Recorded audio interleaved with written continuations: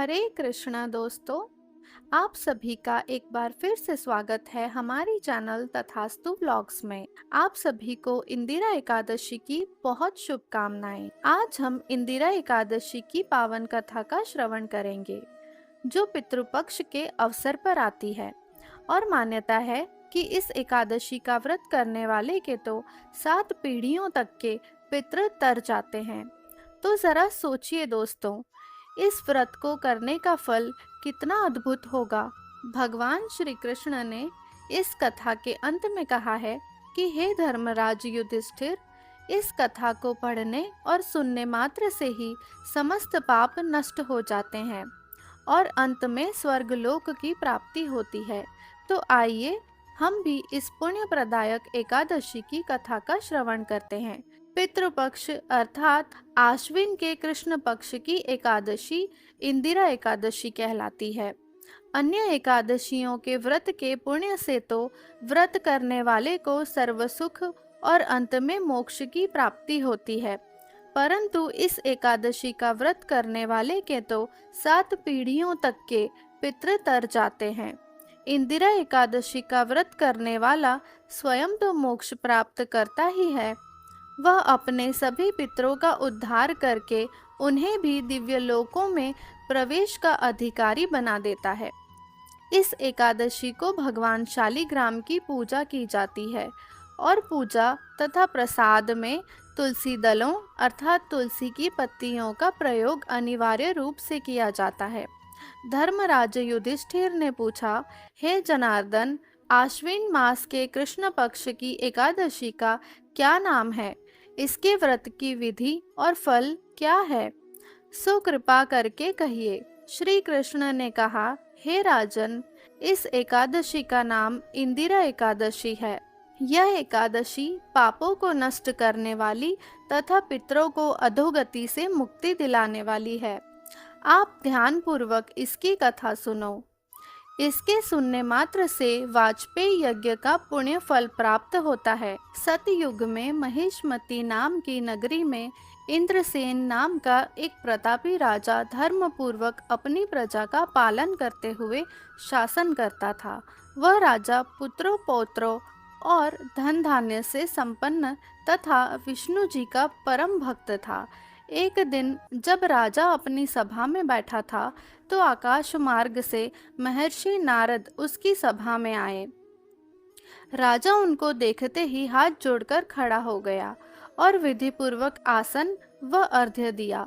सुख से बैठकर नारद मुनि ने राजा से पूछा, हे राजन, आपके 7 अंग कुशल पूर्वक तो है? तुम्हारी बुद्धि धर्म में और तुम्हारा मन विष्णु भक्ति में तो रहता है।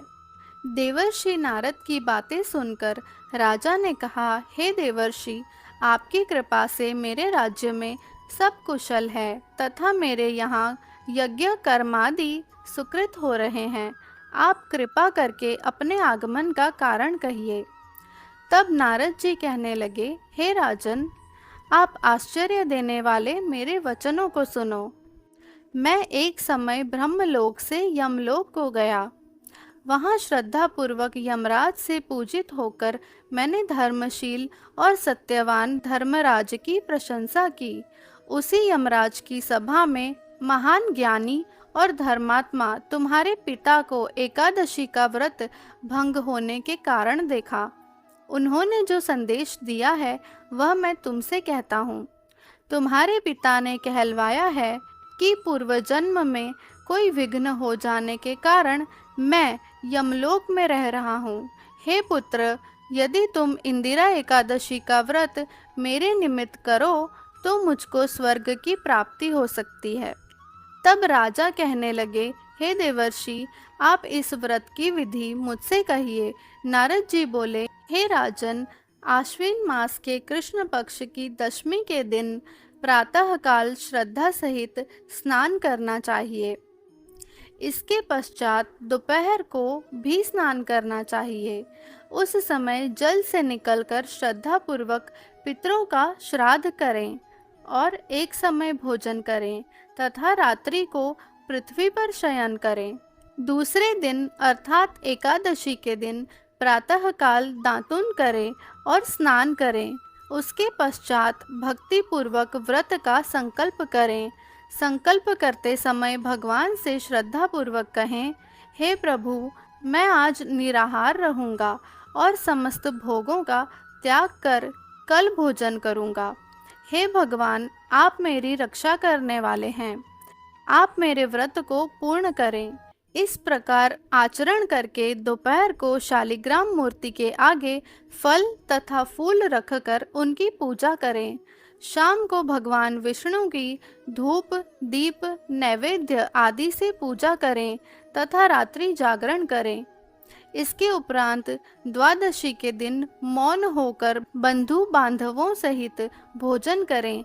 यही इंदिरा एकादशी के व्रत की विधि है।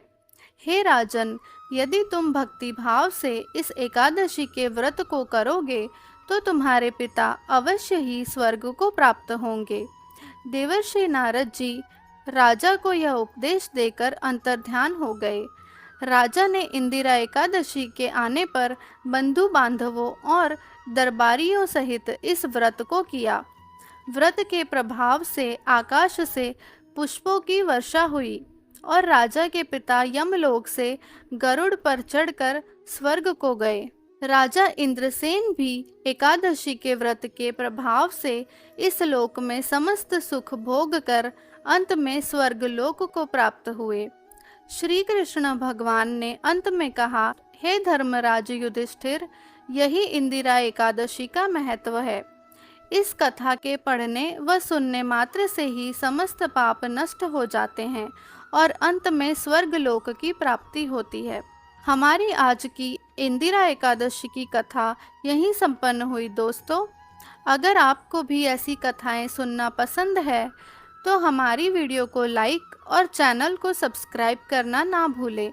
हरे कृष्णा।